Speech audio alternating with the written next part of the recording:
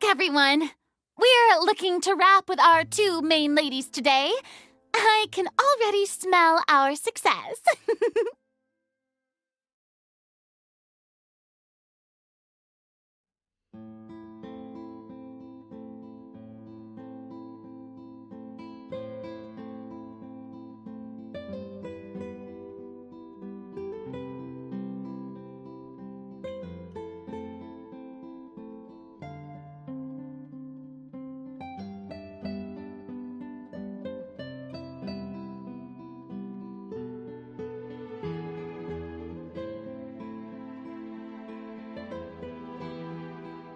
What do you mean, looking to rap? Oh, aren't you the expert now? This upcoming scene is the two Musketeers' final confrontation with the Baron. There will be quite a bit of action, but no choreography beyond what we've already rehearsed. Anyway, get ready. Lights, camera, action! The view is beautiful tonight. It reminds me of that fateful night 10 years ago. And now that I've said it, I can even make out the faint fragrance of herbal tea in the air. Enough, villain! It's time that you pay for the death of our mother! My dear Iris, have you forgotten your manners? How can you speak like this to your own father?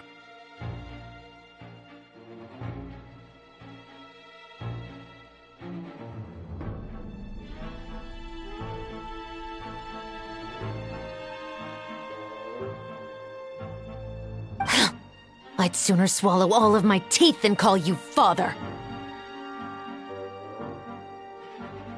What did I expect? Seems the daughters have turned out to be just as obstinate as their foolish mother. In this world, mora and status is everything!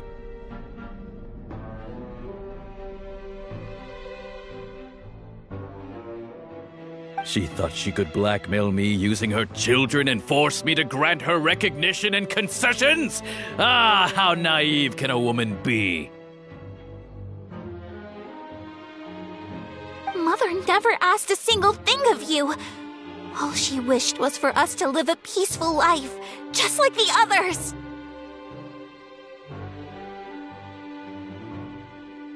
It was you who personally brewed the poison of prejudice and sent Mother to her death!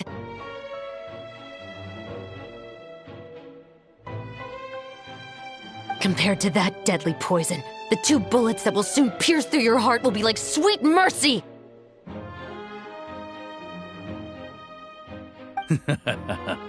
And that's exactly why I said you're just as naive as her. Did you really think 2 muskets would be enough to defeat me? So let's see. What is stronger? Mora and power, or the 2 muskets in your hands?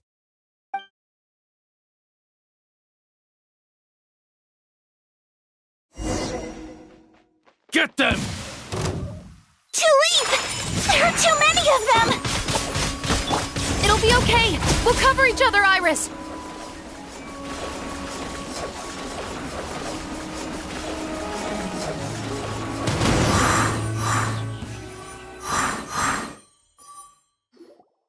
You've lost.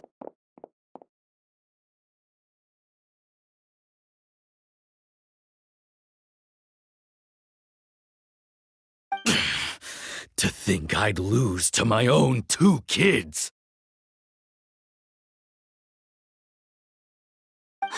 We are no children of yours, and we'll never call that place our home. Then tell me, what did you do all this for? You lost your mother, and will soon kill your father as well. What will you gain in the end, other than sentences for your crimes? We will gain our long-awaited justice.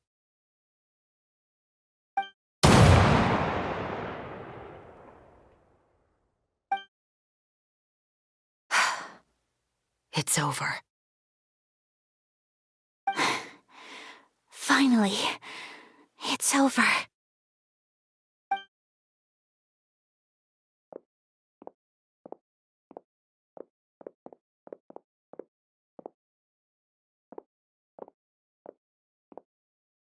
So, where will you go now, Tulip? I'm not too sure, Iris. Maybe somewhere with lots of flowers? After all, Mother always did love going where the blossoms were. What about you? I want to go visit Mother's grave.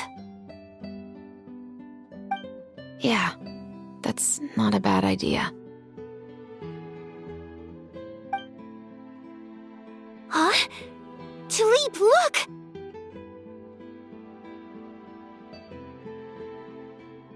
What is it? It's Mother's favorite, the rainbow rose. Look, it's blooming again.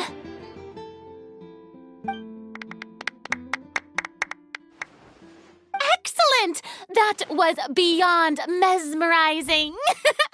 Even I didn't expect the scene to go so well. And we got it in a single take. All right, everyone. We've got a wrap for Tulip and Iris. Congratulations, Ayaka and Chevres! Thank you. I didn't expect our parts to wrap so quickly. I wish I could savor the experience for just a bit longer. Paimon totally understands.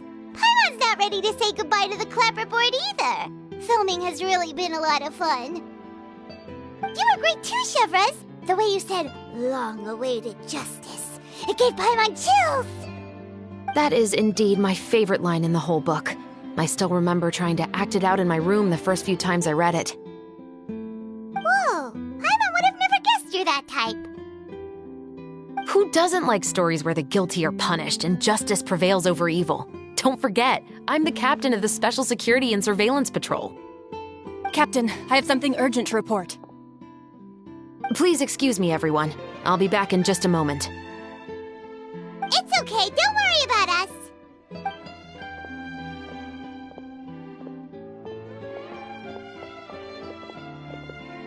Oh? Was she whisked away by work already? I was just about to tell her how great she did. It seemed like some urgent official business. Then perhaps we should thank the stars that we were able to wrap both of your parts so quickly today. Switching around the filming schedule would have been a real pain. Anyway, I actually came over to let everyone know that we're all done for today. You can go home and get some rest. And one last thing, Miss Ayaka.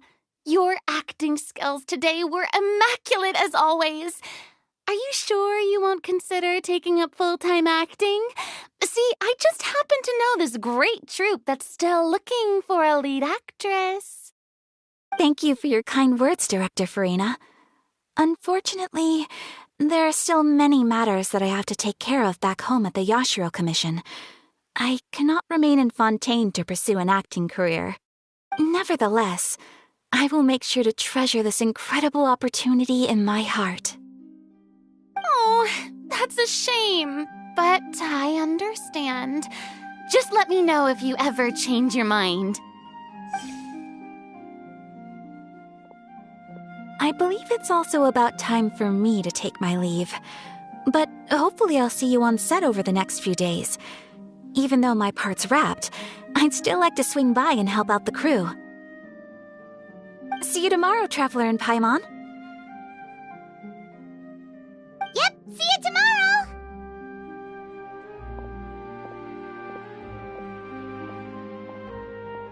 Well, what should we do next? Maybe we'll go investigate the case some more with Chevres today. Traveler, Paimon, please come with me. Huh? Where are we going? You could say that our ship has finally chanced upon one of those small, remote islands of intel.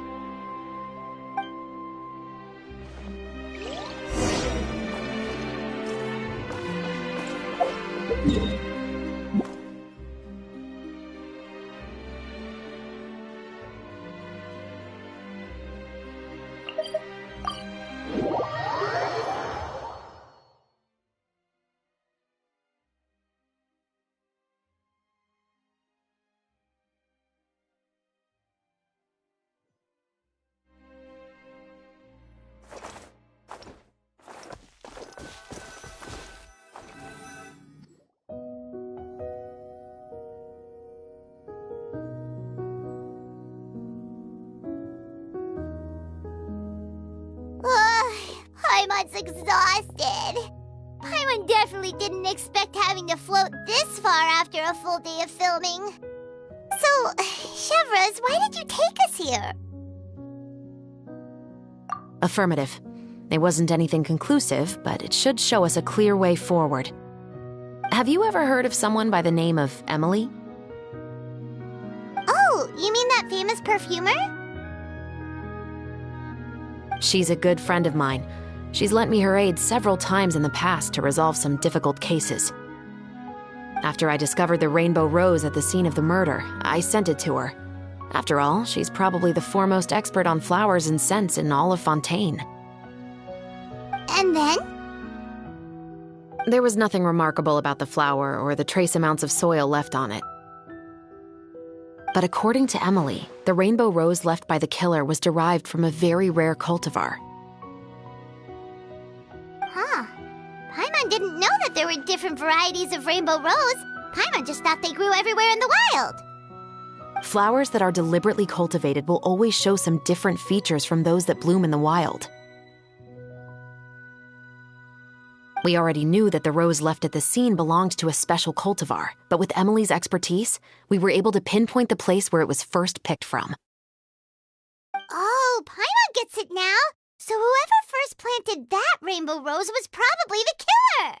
Precisely. And after we checked what we learned against some sales records from the past, we discovered that there's only one person in all of Fontaine who could grow and sell this specific cultivar. Really? And who is it? It's the novelist. But didn't you say he had an alibi? To be clear, I haven't changed my mind about him. I still don't think he was the one who pulled the trigger.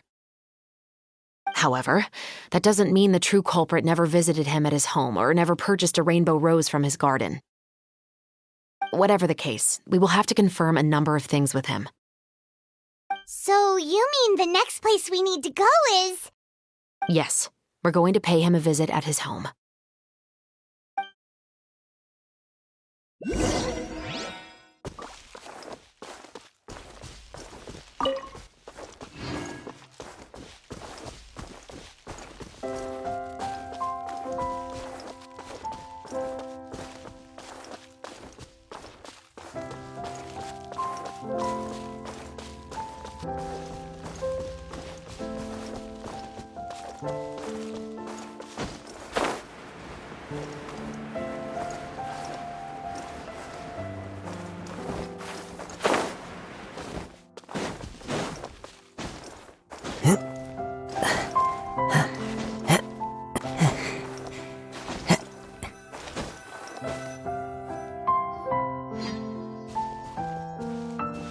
That should be his house.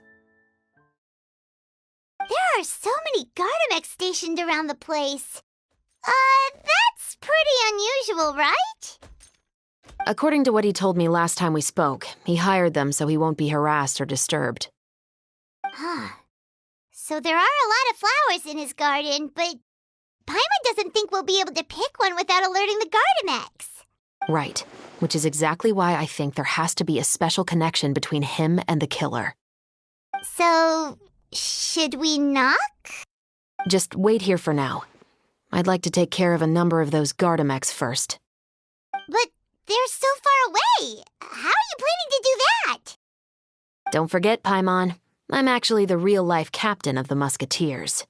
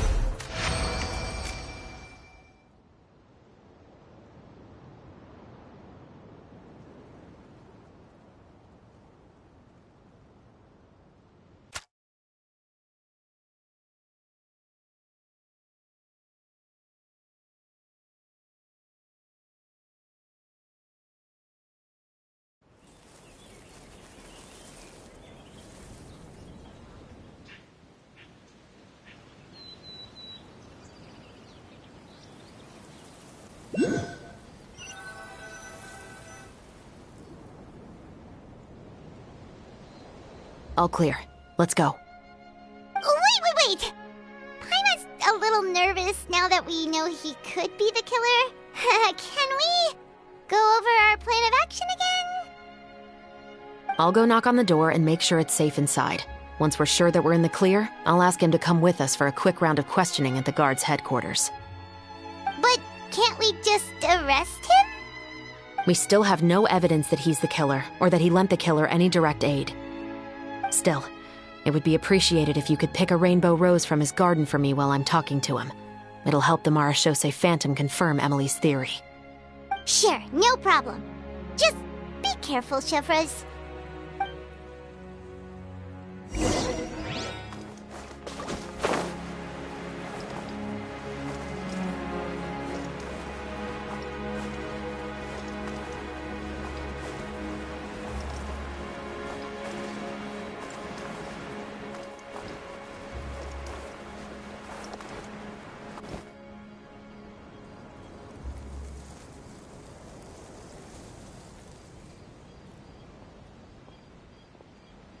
Excuse me, Mr. Baptiste, are you home?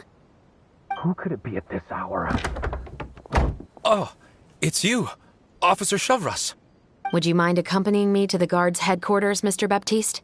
We would like to ask you some questions about a case. Oh, is it still regarding the murder case from before? I cannot confirm or deny that at this time. So it is then. Listen, I need you to come with me, Mr. Baptiste. Miss Chevres, I'll save you the trouble. Oh, and you two over there? There's no need for you to pick my flowers either. It's not time for them to bloom yet. Oh! Okay.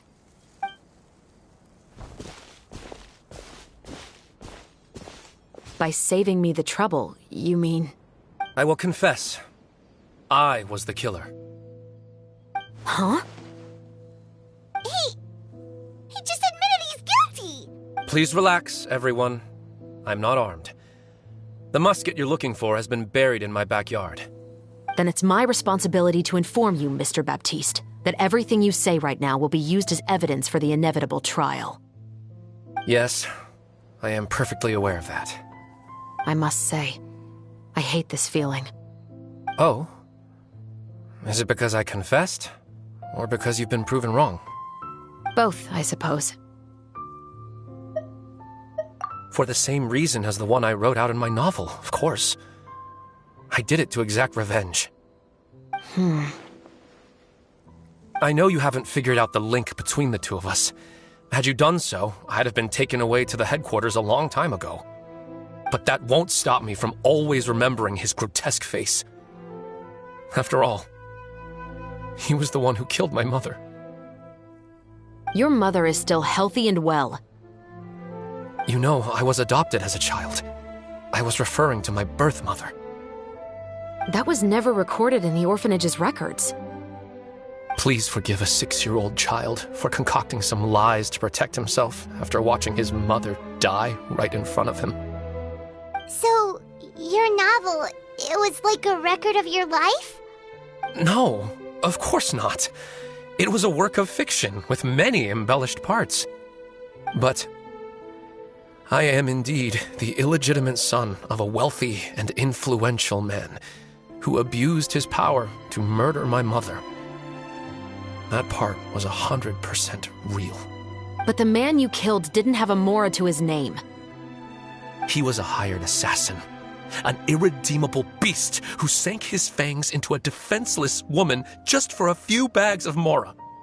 But if that's really the truth, you wouldn't be telling us any of this now.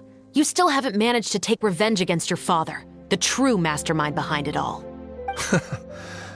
I never thought I'd hear that kind of thing from the captain of the Special Security and Surveillance Patrol. I'm simply skeptical about your motives. It's simple, really. I've grown tired of everything and don't want to shoulder this burden anymore. You may have considered me too soft to pull the trigger. Well, as it turns out, you are exactly right. I've become overwhelmed by the aftermath of the murder. So you're going to call a stop to your revenge, just like that? The true mastermind is too rich and too powerful for me. I've accepted that I will never be able to avenge my mother alone. And so what? The characters in your book never gave up. Now, Officer Shavras, I'm the one who has killed a man, aren't I? Are you trying to convince me to commit another crime? What's your father's name? How do you plan to prove the veracity of all of your claims? Well, I'd like to speak with you privately. Sure. Why don't we speak privately at the guard's headquarters? No, it has to be here. I must ensure that we won't be overheard. Fine. Let's talk here.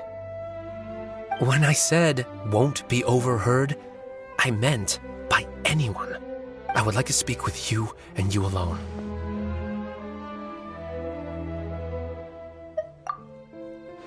Thanks. I appreciate it. Please stay safe, Chevres.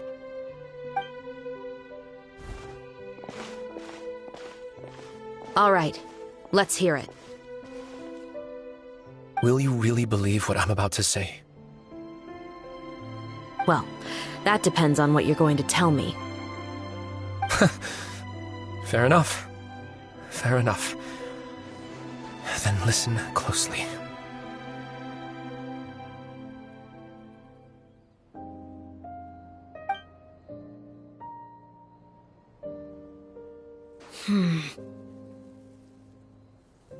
So that's how it's all connected. So, it seems you believe me after all. Do you want me to go public with this? No, of course not. At least, not right now. Then why did you bother telling me?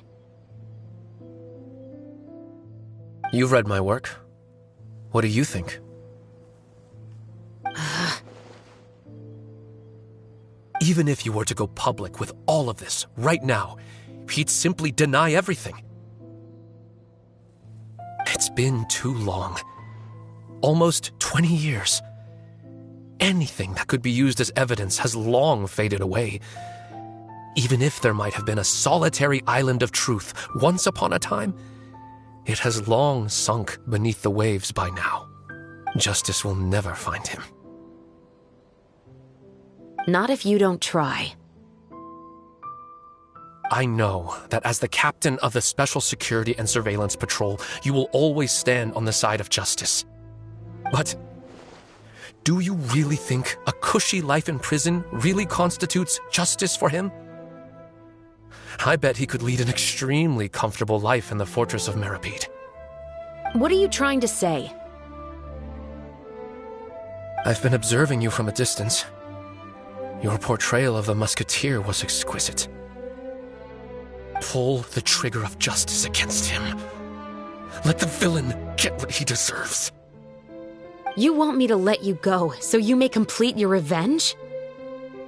No, Officer Shavras. I know that would be impossible.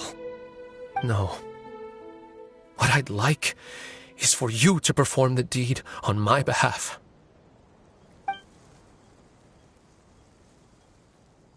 Oh, Chevres sure is taking her time. What could they be talking about anyway? Oh, Paimon's worried. What if he decided to attack her? Oh, you do have a point. Still, do you have any idea who the rich person might be? And why the novelist doesn't want us to hear what he's saying to Chevres? Sorry to keep you waiting, you two. Hey, how did your talk go? I've already sent someone to escort Baptiste back to the headquarters for questioning. He wasn't lying about the musket. It was indeed buried in his backyard. But what about the name? Did he tell you the name of the rich guy? Yes, he did. But for now, I have to return to the Special Patrol. There are still a few loose ends I need to tie up. I'll probably be quite busy over the next few days, so apologies if you don't see me on set. All right, Paimon understands if you can't tell us everything you know. We'll just keep an eye on the Steambird then. Actually, there's still something else I need your help with.